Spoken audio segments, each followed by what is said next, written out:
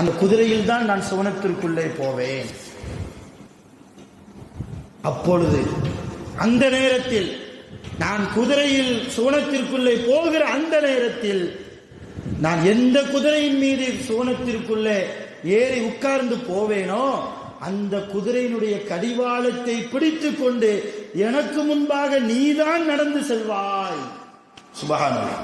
இப்ப எவ்வளவு பெரிய அந்தஸ்தால் உயர்ந்தவர்கள் பிலால்.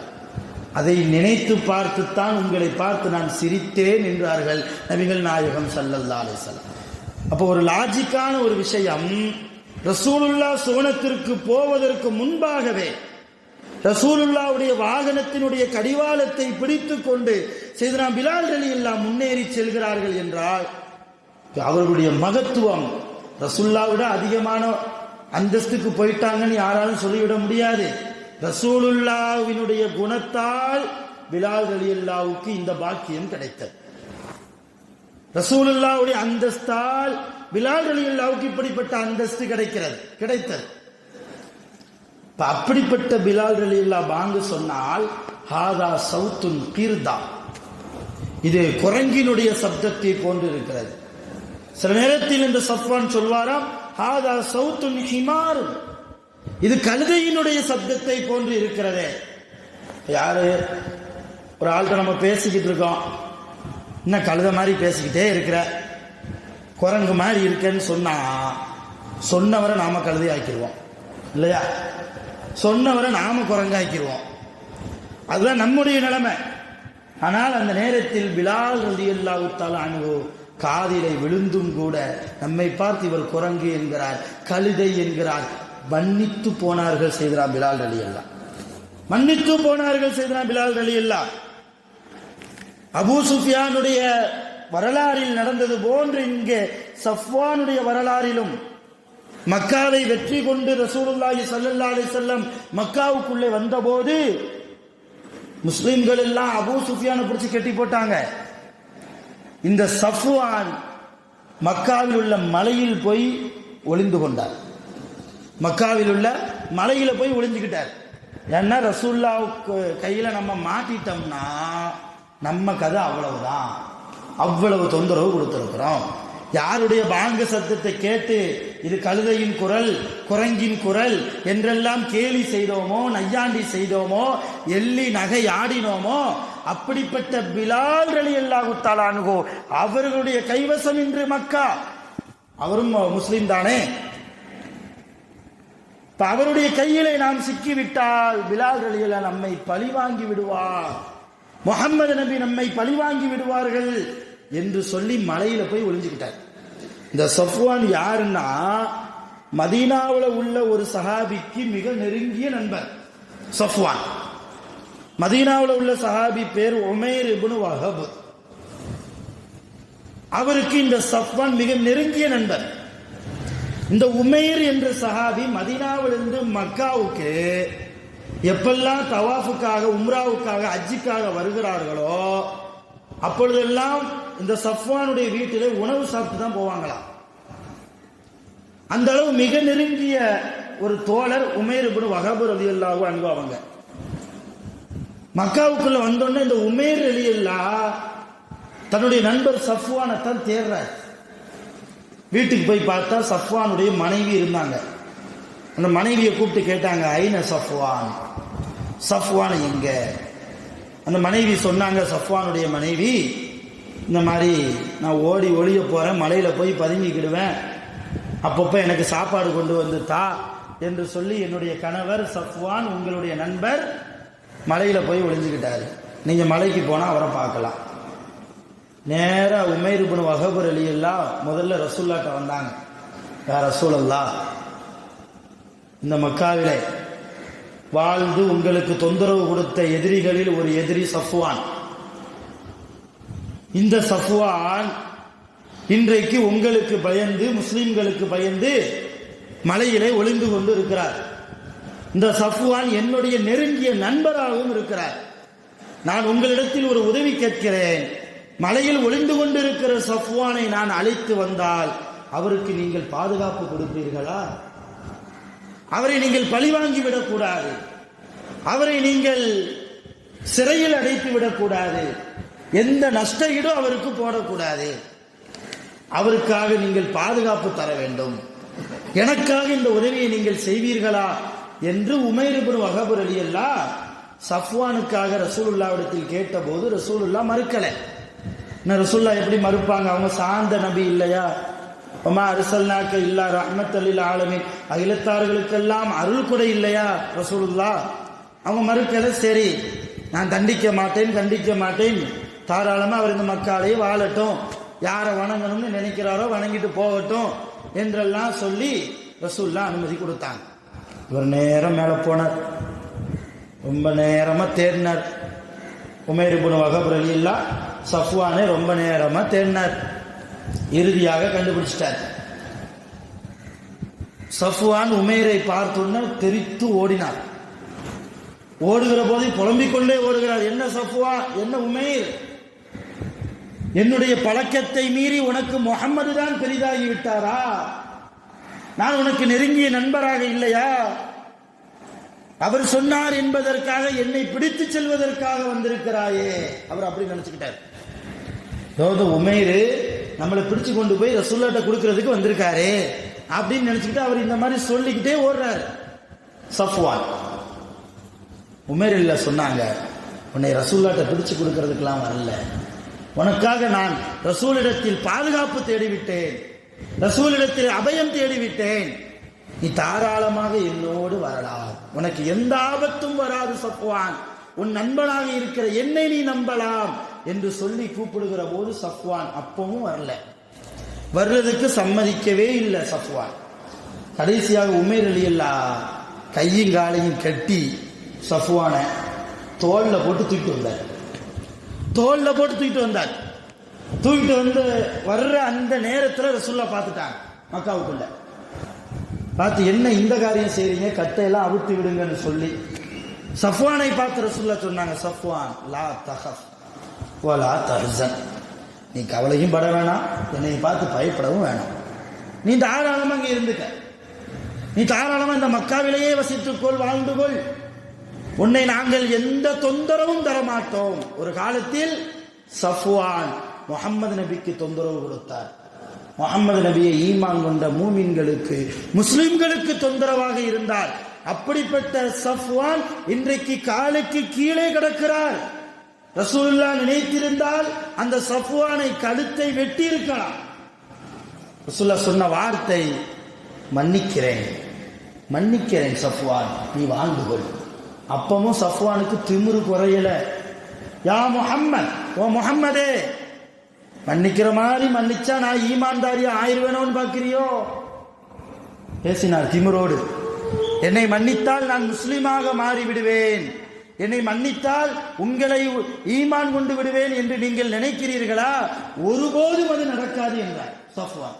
நான் முஸ்லிமாவை மாற மாட்டேன் என்றார் சஃப்வான். அந்த அளவு ரொம்பவும் தீவிரமாக இஸ்லாமிய மார்க்கத்தையும் முஹம்மது ரசூலுல்லாஹ்வையும் சஹாபாக்களையும் ஒட்டுமொத்த எல்லா முஸ்லிம்களையும் எதிரியாக பார்த்தவர், அந்த நேரத்திலும் கூட எதிரியாக பார்த்தவர் சஃப்வான். அப்ப ரசூலுல்லாஹ் சொன்னாங்க, என்னைய ஈமான் கொள்ளணும் என்பதற்காக வேண்டியெல்லாம் உன்னைய மன்னிக்கல, என் பழக்கம் அது, என்னுடைய குணம் அது, மன்னித்து விட்டேன். உனக்காக உன்னுடைய நண்பரும் என்னுடைய தோழர் இந்த உமைர் இப்னு வஹப் அபயம் தேடிவிட்டார், அதனால் அவருக்கு நான் வாக்கும் கொடுத்து விட்டேன், உன்னை நாங்கள் எதுவும் செய்ய போவதில்லை என்று சொல்லி ரசூலுல்லாஹ் சஃப்வானையும் மன்னித்தார்கள். காலங்கள் ஓட ஓட தொடர்ந்து இஸ்லாமிய மார்க்கத்திற்கு எதிராக யாரெல்லாம் கிளம்புகிறார்களோ அவர்களோடு போர் செய்யக்கூடிய ஒரு சூழ்நிலை வந்தது. அப்படி நடந்த ஒரு போர் தான் ஹுனைன் போர். இந்த ஹுனைன் போரில் இஸ்லாமியர்களுக்கு வெற்றி கிடைத்தது. அந்த போரில் கிடைத்த கனிமத்து பொருட்களை எல்லாம் மலை போல் கொண்டு வந்து குவித்தார்கள் சஹாபாக்கள். கனிமத்து போர்னா என்னன்னு, கனிமத்து பொருள்னா என்னன்னு முதல்ல நம்ம விளங்கணும்.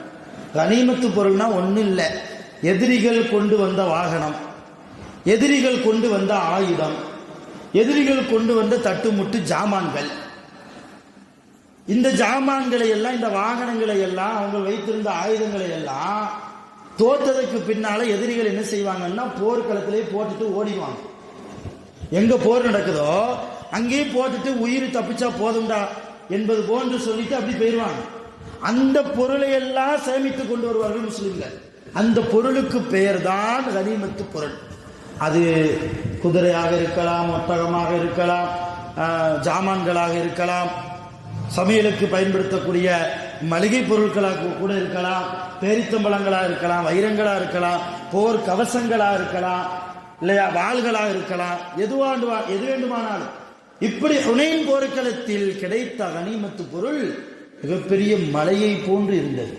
அதுல தங்கம் நிறைய இருந்தது, வெள்ளிகள் நிறைய இருந்தது, போருக்கு பயன்படுத்தக்கூடிய வாள்கள், கவச உடைகள், தலை கவசம், உடம்புக்கு அணியக்கூடிய கவசம், இதுவெல்லாம் நிறைய, குதிரைகள், ஒட்டகங்கள் நிறைய இருந்தது. சஃப்வான் ஓரத்தில் இருந்து பார்க்கிறார். இதுல கொஞ்சம் நமக்கு கிடைச்சா நல்லா இருக்குமே.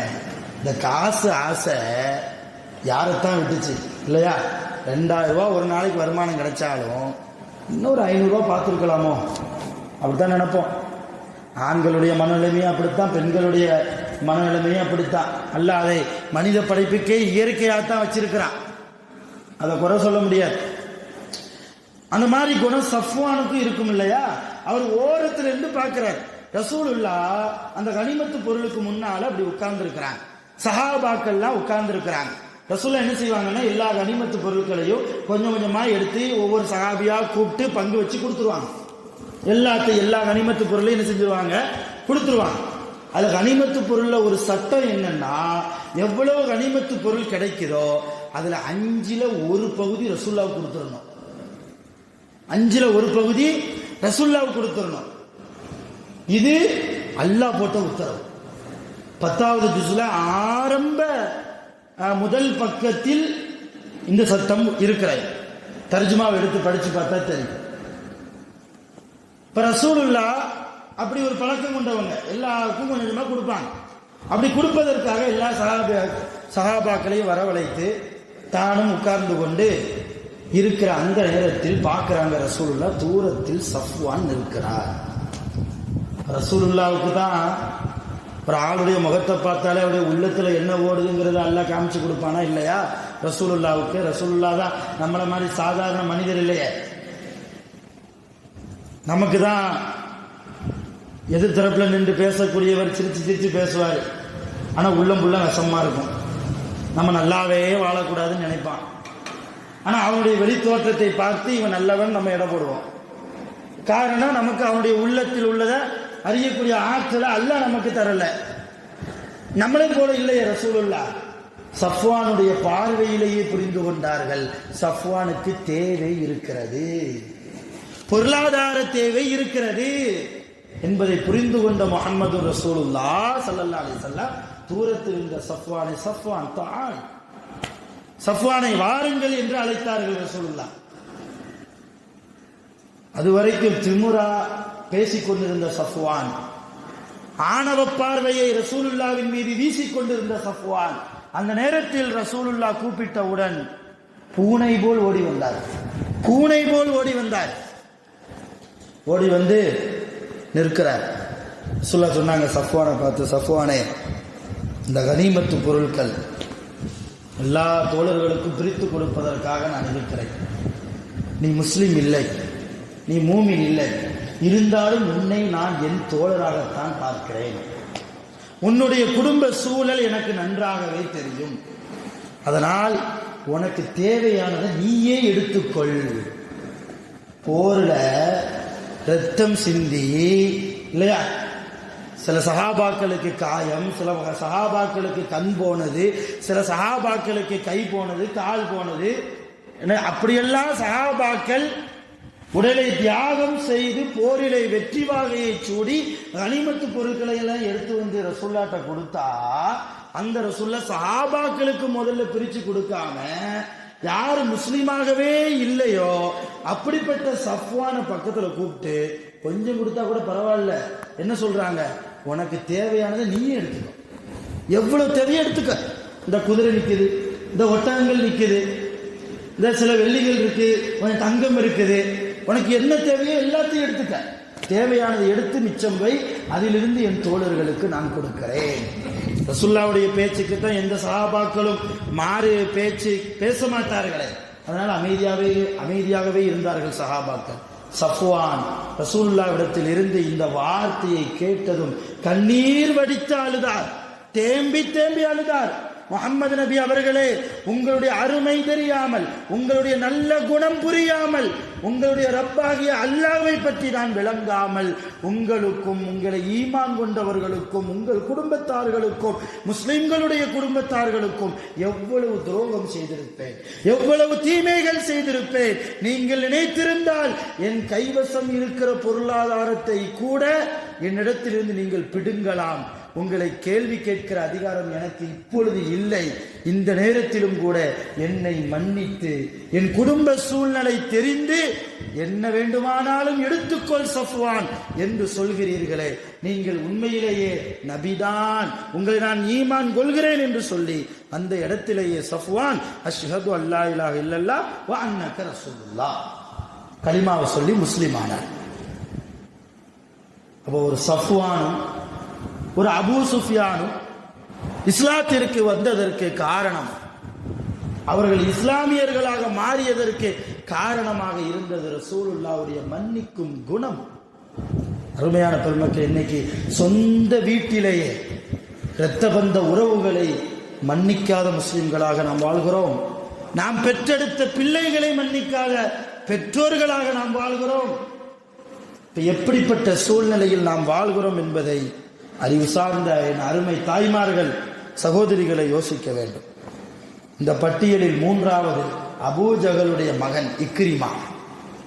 அபூஜகளுடைய மகன் இக்ரிமா. பொதுவாக சொல்லுவாங்க, தாய் 8 அடியில பாஞ்சா குட்டி 16 அடி சொல்லுவாங்க இல்லையா? அந்த மாதிரி அபூஜகளை விட ரொம்பவும் அதிகமாக ரசூலுல்லாவுக்கும் முஸ்லிம்களுக்கும் தொந்தரவு கொடுத்தவர் இந்த இக்ரிமா. ரொம்பவும் தொந்தரவு கொடுத்தார். அவர் மக்காவிலே தான் வாழ்ந்தார்.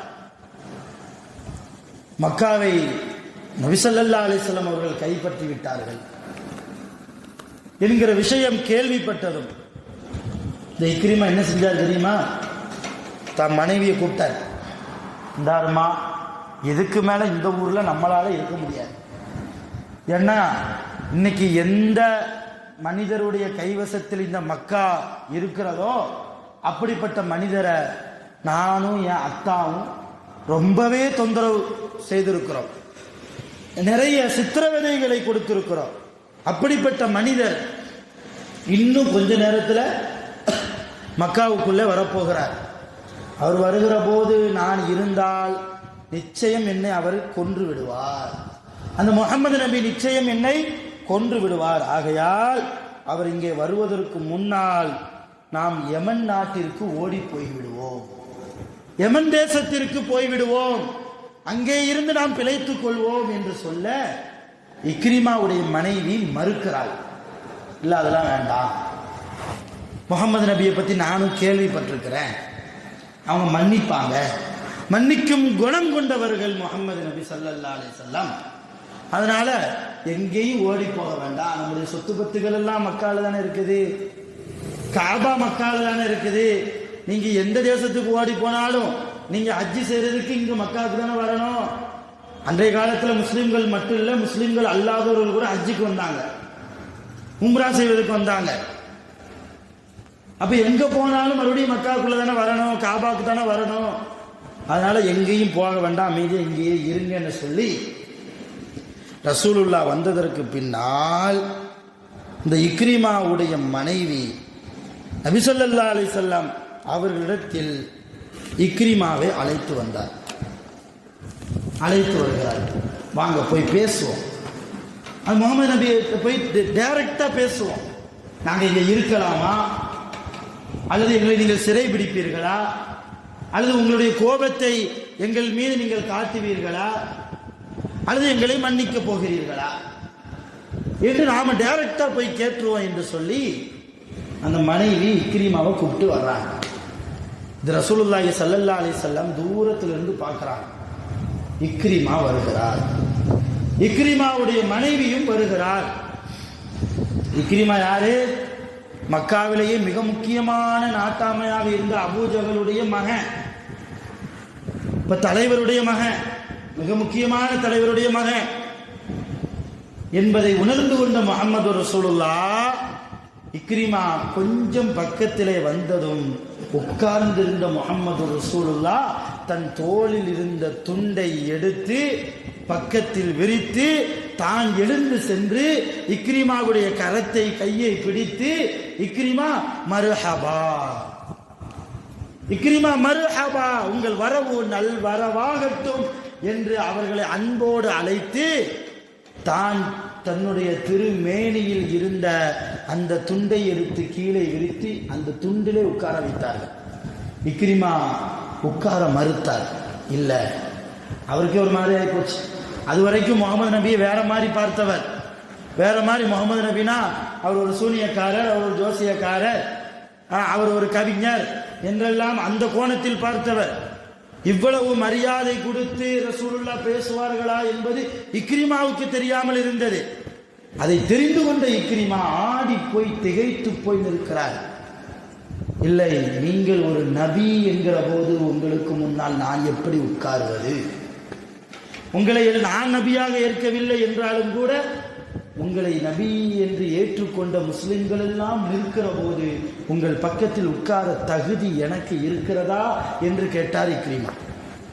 ரசூலுல்லாஹ் சொன்னாங்க, நான் உனக்கு மட்டும் மரியாதை கொடுக்கவில்லை, உன் தந்தைக்கும் சேர்த்துத்தான் உனக்கு மரியாதை கொடுக்கிறேன் என்றார்கள் முஹம்மது ரசூலுல்லாஹ்.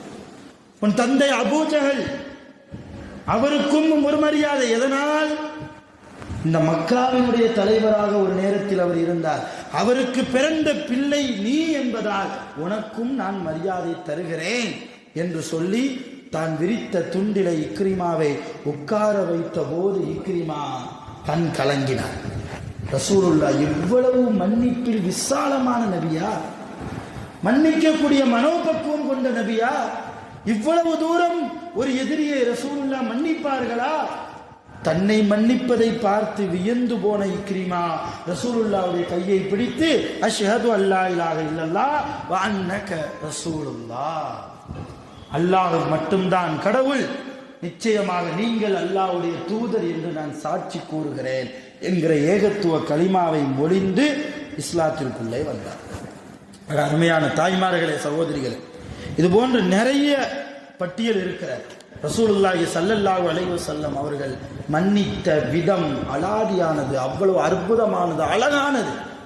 அந்த ரசூலுல்லாஹ்வை தலைவராக ஈமான் கொண்டிருக்கிற நாம், அந்த ரசூலுல்லாஹ்வுடைய சிபாரிசு கியாமத் நாளில் நமக்கு கிடைக்க வேண்டுமே என்று ஒவ்வொரு நேர பாங்கு சொல்லி முடித்ததற்கு பின்னாலும் ரசூலுல்லாஹ்வுக்காக துஆ செய்யக்கூடிய நாம், இந்த ரசூலுல்லாஹ்வுடைய சிபாரிசு நாளை கியாமத்தில் நமக்கு கிடைக்க வேண்டும் என்றால் அந்த ரசூலிடத்தில் இருந்த இந்த மன்னிக்கும் பண்பு நம்மிடத்திலும் வர வேண்டும். இவ்வளவு தூரம் இந்த ஒரு மணி நேரம் உங்கள்கிட்ட ரசூலுல்லாஹ் யாரை மன்னித்தார்கள், எப்படி மன்னித்தார்கள், ஒரு 3 பேரை சொல்லியிருக்கிறேன். அல்லாஹ்வே சொல்லியிருக்கிறான். அல்லாஹ்வே குர்ஆனில் சொன்னான், கட்டளை போட்டு சொன்னான், வஅஃபு அன்ஹும் வஸ்ஃபஹ், நபியே உங்கள் எதிரிதான் அவர்கள், இருந்தாலும் மன்னித்து விடுங்கள். வஸ்ஃபஹ், அவர்களோடு சேர்ந்து நல் இணக்கமாக வாழ்ந்து கொள்ளுங்கள் என்று அல்லாஹ் ஜல்ல ஷானஹு வ தஆலா முஹம்மது நபி ஸல்லல்லாஹு அலைஹி வஸல்லம் அவர்களுக்கே வஅஃபு என்கிற அரபி சொல்லி இருக்குது. இது கட்டளையை குறிக்கக்கூடிய ஃபஅல், கட்டளையை குறிக்கக்கூடிய ஒரு வினை சொல். அது அல்லாஹ் கட்டளை போட்டே ரசூலுல்லாஹ்வுக்கு சொல்கிறான், நபியே உங்கள் எதிரியாக இருந்தாலும் நீங்கள் மன்னியுங்கள். ரசூலுல்லாஹ்வுக்கே அல்லாஹ் தஆலா மன்னியுங்கள் என்று கட்டளை போட்டு சொன்னதற்கு பின்னால் என் அண்ணனை நான் மன்னிக்க மாட்டேன், என் தங்கச்சியை நான் மன்னிக்க மாட்டேன், என் அம்மாவை நான் மன்னிக்க மாட்டேன் என்று சொல்வதற்கு நாம் யார்? கவலையோடு யோசிக்கணும். இந்த உலகம் நிரந்தரமான உலகம் அல்ல. நாளை கியாமத்தில் அல்லாஹ் கேட்பான், உனக்கு யார் தீங்கு இழைத்தார்களோ அவர்களை நீ மன்னித்தாயா? உனக்கு யார் துரோகம் செய்தார்களோ அவர்களை நீ மன்னித்தாயா? அல்லாஹ் கேட்கிற அந்த கேள்வியில் பதில் சொல்வதற்கு என்ன பதிலை நாம் வைத்திருக்கிறோம்?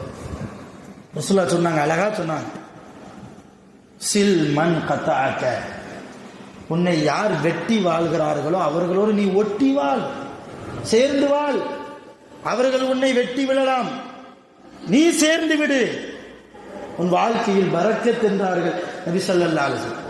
வஅஃபு அம்மன் ஸலமக, இரண்டாவது ரசூலுல்லாஹ் சொன்னாங்க, உனக்கு யாராவது தீங்கு செய்தால் அவரை மன்னித்து விடு என்றார்கள் நபிகள் நாயகம் ஸல்லல்லாஹு அலைஹி வஸல்லம். மூணாவது ரசூலுல்லாஹ் சொன்னாங்க, வஅக்ரிம் லைஃபக, உன்னுடைய வீட்டிற்கு யாராவது விருந்தாளியாக வந்தால் அந்த விருந்தாளியை நீ கண்ணியப்படுத்து, அந்த விருந்தாளியை நீ சங்கை செய் என்று ரசூலுல்லாஹ் அந்த முத்தான 3 விஷயங்களையும் சொல்லிவிட்டு மறைந்திருக்கிறார்கள். அருமையான தாய்மார்களே, இதெல்லாம் கேட்கறதுக்கு நல்லா இருக்கும், நடைமுறையில் கொண்டு வர முடியுமா? ஷைத்தான் அங்கதான்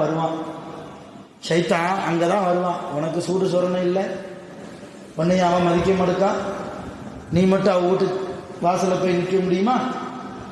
தேவனா அவன் வரட்டும். ரசூலுல்லாஹ் சொன்னார்கள், பகைமையோடு இருக்கிற 2 பேர், அந்த 2 பேரில் சலாம் சொல்லி யார் முந்துகிறாரோ அவர்தான் அந்த 2 பேரில் முதலாவதாக சுவனத்திற்குள்ளே நுழைவார் என்று ரசூலுல்லாஹி ஸல்லல்லாஹு அலைஹி வஸல்லம் அவர்கள் கூறிய ஹதீஸையும் நாம் படிக்கிறோம், பார்க்கிறோம், பயானில் கேள்விப்படுகிறோம். என்றால் சலாம் சொல்லி சுவனத்திற்கு முதலாவது போகக்கூடிய பெண்ணாக நாம் மாற வேண்டாமா? நாம் மன்னிக்கக்கூடிய மனோபக்குவத்தை முதலில் நமக்குள்ளே ஆக்கி கொண்டால் தானே நம்மை பார்த்து வளரக்கூடிய நம்முடைய பிள்ளைகளும் அப்படி உருவாகும். ஆக அருமையான தாய்மார்களே, இப்படி நிறைய இருக்கிறது. தொடர்ந்து வரக்கூடிய வாரம் பயான் இருக்காது என்பதையும் தெரியப்படுத்திக் கொள்கிறோம். ஏனென்றால் வரக்கூடிய வியாழக்கிழமை மக்ரிபுக்கு பின்னால் ஷாபான் மாதத்தினுடைய பிறை 15 பராஅத்துடைய இரவாக இருப்பதால் ஒவ்வொரு ஆண்டும் நம்முடைய பள்ளிவாசலில் நடைபெறக்கூடிய மக்ரிபுக்கு பின்னால் 3 யாசீன்கள் ஓதி துவா செய்வார்கள். இஷாவுக்கு பின்னால் பராஅத் இரவு குறித்து திக்ர் மஜ்லிஸ், அதுபோன்று பயான், கப்ரு ஜியாரத் எல்லாம் நடைபெறுவதால் இந்த ஆண்டும் அது போன்று நடைபெற இருக்கிறது. அதனால் மதியமும் பயான் கேட்டு மகரிபிலையும் இஷாலையும் நீங்கள் பயான் கேட்கறதுக்கு நீங்கள் ஆர்வமாக தான் இருப்பீங்க, நமக்கு தெரியும். ஆனால் எனக்கு அது தொண்டைக்கு சரி வராது என்பதால் பணிவன்போடு வரக்கூடிய வாரம் பெண்கள் பயான் இல்லை என்கிற விஷயத்தை தகவலை உங்களுக்கு தெரியப்படுத்தி வல்ல ரஹ்மான் நம் அனைவர்களுக்கும் முழுமையாக அருள் புரிவானாக. நம் அனைவர்களுடைய பாவங்களையும் முழுமையாக ரப்புல் ஆலமீன் மன்னித்து அருள் புரிவானாக. அடுத்த மனிதரை, பிற மனிதரை மன்னித்து உறவுகளோடு சேர்ந்து வாழக்கூடிய மகத்தான பாக்கியவான்களாக வல்ல ரஹ்மான் நம் அனைவர்களையும் நிரப்பமாக ஆக்கி அருள் புரிவானாக. வரக்கூடிய அந்த பராஅத்துடைய இரவிலே தாய்மார்கள் அனைவர்களும் இஷாவுக்கு பின்னால் பயான் இருக்கும், அந்த பயானிலே எல்லோரும் கலந்து கொள்ள வேண்டும் என்பதையும் நிர்வாகத்தின் சார்பாக கேட்டு இந்த பயானை நிறைவு செய்கிறேன். வஆகிரு தஅவானா அனில் ஹம்துலில்லாஹி ரப்பில் ஆலமீன். சுப்ஹானல்லாஹி வ பிஹம்திஹி சுப்ஹானக்கல்லாஹும்ம வ பிஹம்திக அஷ்ஹது அன் லா இலாஹ இல்லா அன்த அஸ்தக்ஃபிருக வ அத்தூபு இலைக். ஆமீன். சுப்ஹான ரப்பிக ரப்பில் இஸ்ஸத்தி அம்மா யசிஃபூன் வ ஸலாமுன் அலல் முர்ஸலீன் வல்ஹம்துலில்லாஹி ரப்பில் ஆலமீன். ஸல்லல்லாஹு அலா முஹம்மத் ஸல்லல்லாஹு அலைஹி வஸல்லம். ஸல்லல்லாஹு அலா முஹம்மத் ஸல்லல்லாஹு அலைஹி வஸல்லம். ஸல்லல்லாஹு அலா முஹம்மதின் யா ரப்பி ஸல்லி அலைஹி வஸல்லிம். ஸலாம் அலைக்கும்.